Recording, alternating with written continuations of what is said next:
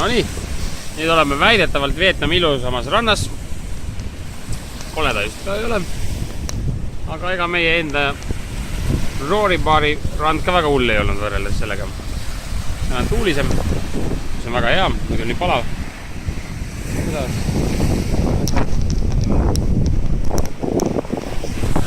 Tagantpool Tanel istub seal. Väidetavalt sööb mingid idusid. Kell on natuke 12 läbi, lõunauinak. Virgo ütles, et kohe hakkab vihma sadama. Hakkab, ma ütlesin peale lõunat hakkab. Ma ei täpsustanud. Nüüd on peale lõunat sai täis alles. Kell on 12:15. Mingi ühe paiku võiks süüa siin.